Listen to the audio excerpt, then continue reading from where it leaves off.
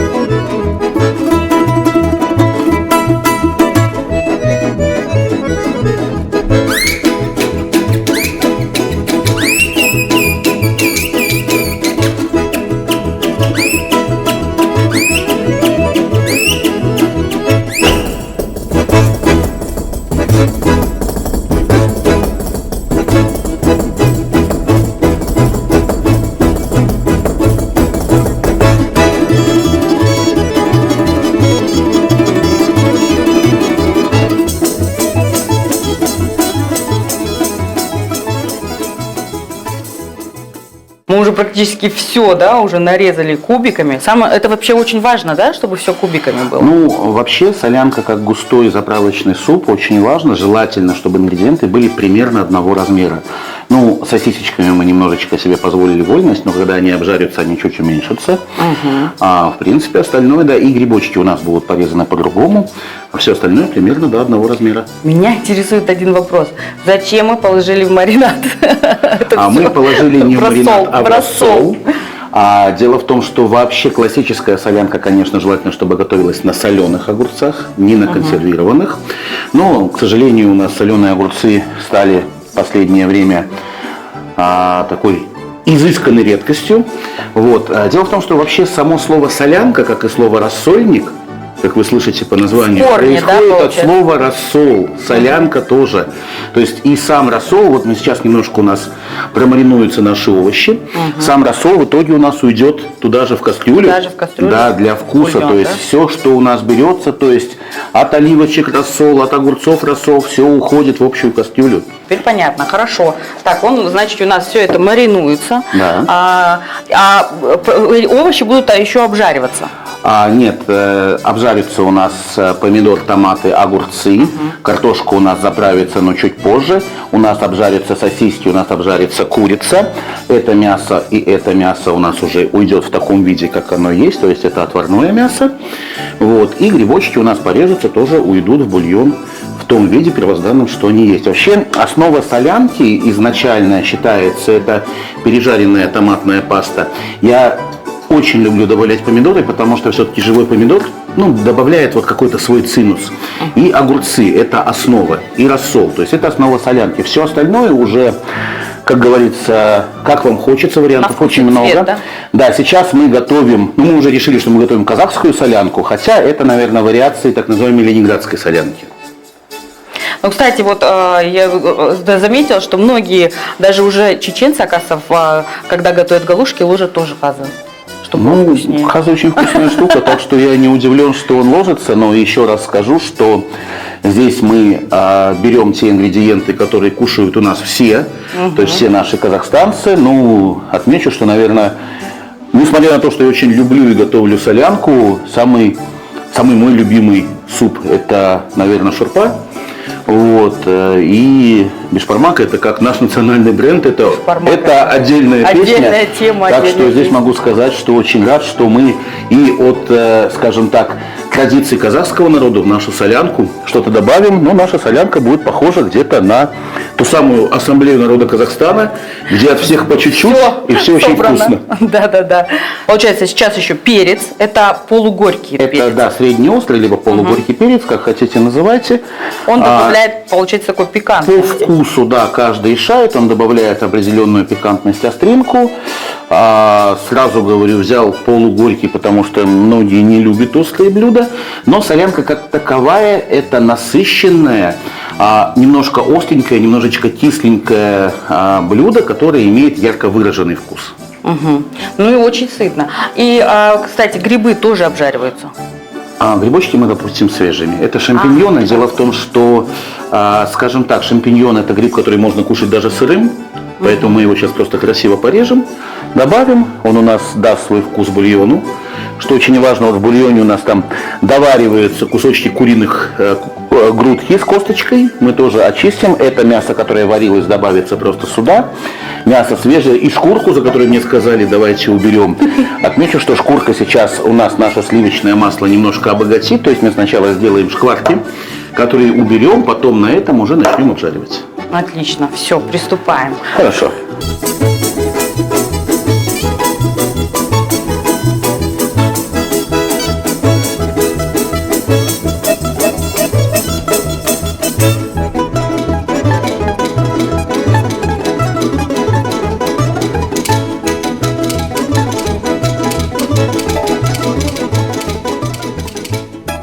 Итак, у нас обжаривается уже что-то. Сначала мы обжарили куриную шкурку до состояния шкварок. Их можно съесть, можно в солянку. В принципе, это как решишь. Я бы съел. И заложили на масло и жир от шкварок. Мы заложили наши полукопченую колбасу и наши сосиски, чтобы они тоже чуть-чуть подрумянились. То есть все обжаривается по очереди? Пока мы обжариваем все по очереди. В принципе, еще раз скажу, что вот это уберется, у нас обжарится мясо. И после этого мы будем делать заправку основную. Это вот у нас наша паста, помидорка и огурчики. После этого мы аккуратненько сольем рассол уже сюда. И оставшиеся овощи тоже добавим в нашу обжарку.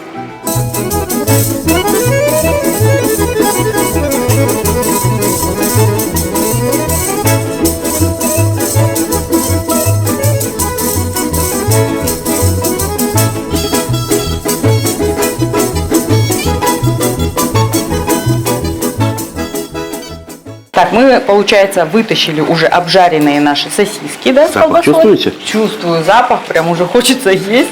И уже обжариваем курицу. Положили сюда нарезанную куриную грудку, да, сырую куриную грудку, потому что то, что у нас варилось, мы добавили к вареному мясу. Все, теперь, получается, обжаривается курица, Затем мы уберем курицу на эту тарелочку и начнем именно делать нашу заправку. То есть это соленые огурцы, томатная паста, помидорки, наши овощи. Вот, когда мы заправку, пока будем готовить заправку, мы уже закинем грибочки, они очень быстро варятся.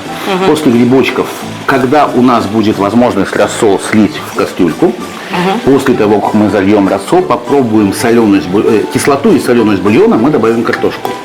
Это очень важно, чтобы картошка не разварилась. А у нас в октябре празднуется День духовного согласия. Вот что для вас это? Вы знаете, отмечу, что, во-первых, мне довелось быть на нескольких съездах традиционных и мировых религий, которые проходят у нас в Астане. Не так давно я и был очень рад там увидеть Виталия Ивановича нашего. Я знаю, что сегодня, по-моему, да, или как-то на днях он здесь готовил. Вот, что мы были в Москве и представляли Казахстан вместе с Ассамблеей народа Казахстана. Вот, то есть для меня духовное согласие – это, наверное, не принцип толерантности, а принцип взаимного уважения. Принцип понимания того, что рядом с тобой человек, который может тебя научить классным вещам, который может тебе протянуть руку помощи, и в конце концов, с которым просто классно попить чаю, а можно не только чаю. Это еще, мне кажется, и уважение, и принятие, да, ценностей друг друга. Конечно, это взаимное уважение и понимание того, что наша разность, если мы друг у друга учимся, если мы друг друга эту разность принимаем, делает нас сильнее. А если мы эту разность каждый раз своему другу, соседу тычем этой разностью в глаз, это делает нас слабыми. Поэтому в первую очередь, когда мне спрашивают, а зачем ассамблея, я говорю, для того, чтобы Казахстан становился сильнее, чтобы мы друг у друга учились. Но это действительно так. Ассамблея построена как раз-таки на вот этом согласии, на единстве и я бы сказала, что это общие ценности уже. Я бы так сказал, что это, во-первых, общечеловеческие ценности, а во-вторых, это так называемый, есть такой термин, ценности казахстанского общества. Да, когда ты понимаешь полиэтничность, поликультурность, полиязыковое и поликонфессиональное сообщество. Вот по сути, вот это вот поле, как восприятие того, что, опять-таки, вот, как говорится, мы разные, но мы равные, мы разные, но мы одно, в первую очередь, да, мы все казахстанцы, это и есть про наш День духовного согласия в том числе. Так, ингредиенты обжарены, нарезаны, готовы. Теперь мы готовим основное. Основное, что нужно для солянки, это заправку. Это мы опять-таки еще раз будем пассеровать, обжаривать томатную пасту, огурчики. После этого мы выльем наш рассол уже в бульон. После этого мы начнем добавлять постепенно ингредиенты, а овощи, которые у нас чуть-чуть подмариновались, мы тоже добавим, чуть-чуть подпассеруем и добавим в наше общее блюдо. Отлично. Скоро будем все соединять. Ой, вот это вот мне очень нравится, что нужно уже все соединить, чтобы можно было попробовать. Ну, пока, видите, на скорую руку подготовили. Да, начинаем тогда.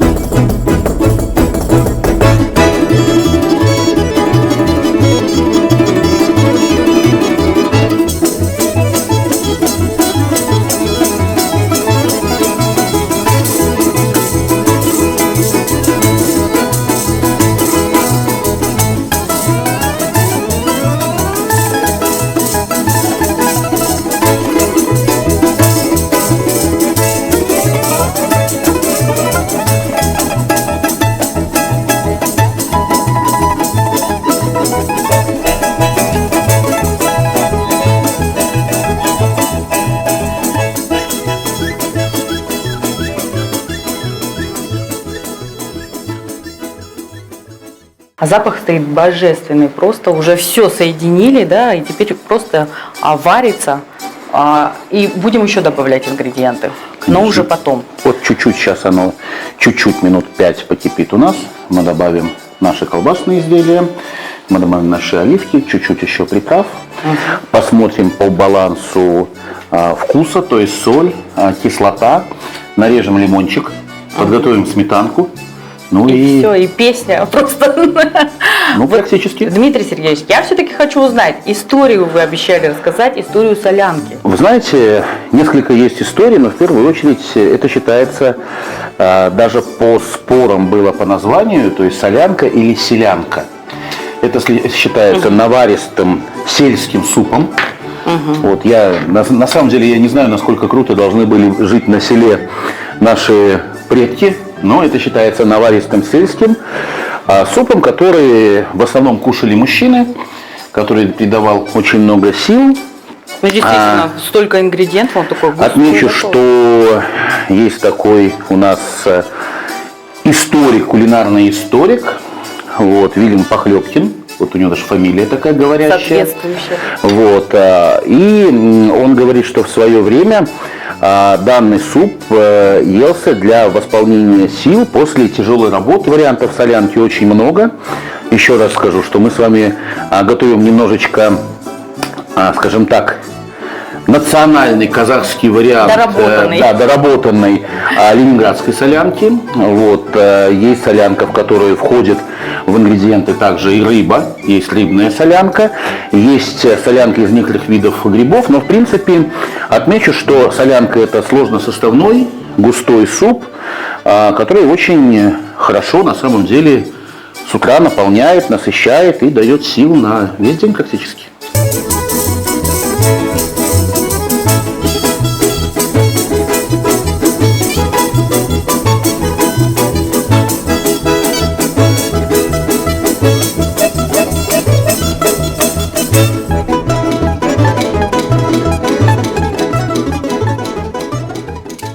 Отлично выглядит вообще. Я просто стою, смотрю, и хочется побыстрее попробовать. Ну, быстрый же суп. Да, на скорую руку. Все, я пробую. Приступаем. Размешать, размять. Очень. А пахнет как?